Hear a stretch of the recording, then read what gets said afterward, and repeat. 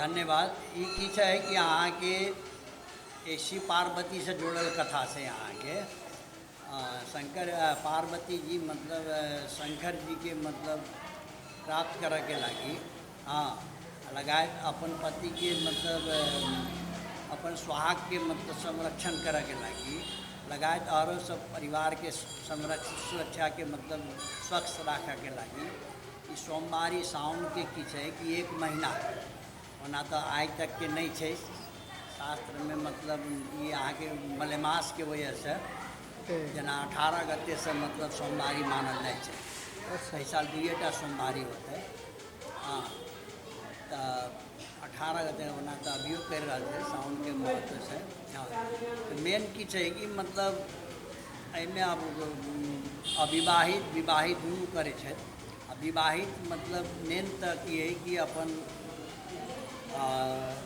भगवान अब सब चीज़ मेन तो अभी अब 21वीं शताब्दी में तो सबसे बढ़ के किसी की शिक्षा होए हाँ अब एक बाद में अपना मतलब पैर पर खड़ा रही एक लगाए भगवान शंकर जी से मांगे छे कि भगवान आही जी का मतलब वर मिले घर मिले हाँ जे कि सदा सुखी रही हाँ सब चीज़ से आनंद रहे कहो जी। अभी तो सोमवारी के तो मेन ये है कि शंकर जी के लगाव से शंकर जी के आधार में शिव जी से यह मांगे छे कि सब कल्याण रहे शरीर स्वस्थ रहे हाँ कुमारी है तो मतलब नया मतलब नया बढ़िया घर मिले वर मिले हाँ।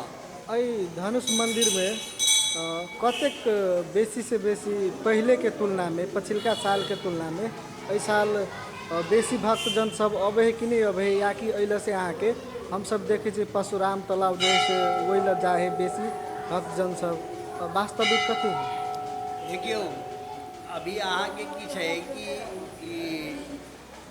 2-2.25 बरस 2.5 बरस एम्हर से लगायत मतलब 2 बरस से एम्हर अहाँ के जहिया से राम जन्मभूमि के जो अयोध्या वाला जो भेल ना तहिया से अहाँ के भारतीय पर्यटक ओभर बढ़ गए जते जना पूरा वैसे पहले तो बाटों के सुविधा भ गए वही के चलते मतलब अहाँ के पर्यटक अब दिन प्रतिदिन बढ़े रहा है हाँ परशुराम तालाब के बारे में जो कहलिए अइया से बेसी परशुराम तालाब में जाते है तो की है कि अभी देखियो मेन की है कि दर्शनार्थी अहाँ के 3 प्रकार के हो हाँ अभी सच्चा सही भाव से हरेक कोई भी पर्व हो करे वाला व्यक्ति अहाँ के 100 में 10% आदमी हो न तो अहाँ के 90% आदमी घूमा वाला देखा वाला हो जी हाँ तो कोई घूमा वाला के आ देखा वाला के पूर्वाधार में मिले ये चाहिए हाँ जना परशुराम तालाब में है कुछ कर देने छे हाँ तो वही के चलते की है कि दर्शनार्थी लगाए अभी सोमवारियों में अहाँ के धमसा धाम से ज़्यादा देखबे अहाँ के परशुराम वही अहाँ के पोखरी सब है हाँ नाग जैसे बना देने है ते द्वारे फोटो खिंचाबे के लागी से हो विशेष लोग सब आकर्षित हो हाँ वह से नहीं भेल तो सब की करे छे सोमवारी के नाच गान राख देलक हाँ मनोरंजन के साधन पहले कहली कि अभी दर्शनार्थी भाव में भगवान प्रति भाव लग आओ वाला व्यक्ति 10% न तो 90% आदमी यहाँ के घूमा वाला देखा हाँ वो चीज़ नहीं है हाँ तो वही के कारण से आगे परशुराम तालाब में सोमवारी में ज़्यादा स्थानीय मतलब आदमी वही लगाव अल सोमवारी में विशेष भक्तजन सब बेसी से बेसी अल अबे वही किस्म से व्यवस्थापन अल कल जा सके है कर सके ना के मतलब हम पहले कहली कि ये 21वीं शताब्दी के डिमांड है ये अभी के भक्तजन के डिमांड है मेन वो पूर्वाधार तैयारी कर हाँ देखिए पर्यटक आकर अब जब अभी तक की है कि अब वही देखिए कि मतलब अब सोमवारी के दिन के हाँ अब शिव झांकी रख दे जी शिव जी से लगाओ हाँ एकदम वहू के चलते मतलब पर्यटक मतलब स्थानीय पर्यटक बढ़ सके छे हाँ अब आरो चीज अब देखियो अभी अब नहाओं के ठाव नहीं है पोखरी है छै लेकिन नहाय के ठाव नहीं। नहाय के ठाव नहीं छै, अव्यवस्थित छै। अव्यवस्थित। हाँ ये सब कह दे।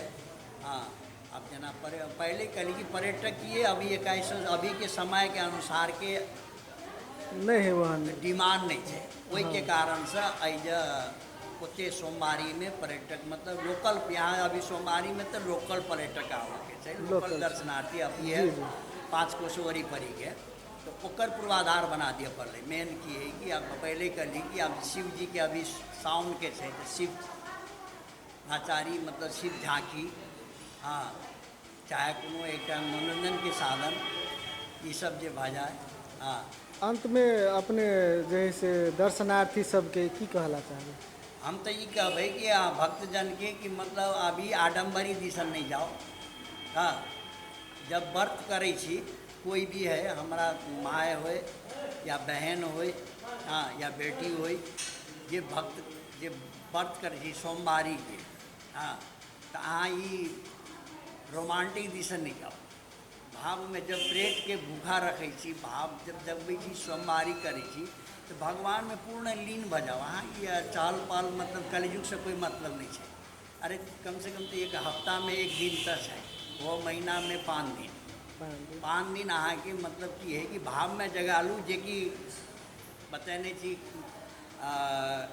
विश्वासे फलदायकम, जे कि फल मिले। हाँ वही भाव से करू करला तो हम अहाँ एक हिंदू छी। जी हाँ अपन संस्कार दिखाओ। हाँ बहुत बहुत धन्यवाद। अपनाओं के धन्यवाद। हाँ आ सब भक्तजन के कहबे कि सबके कल्याण होए, भोला बाबा सबके इच्छा मन वांछित फल दे।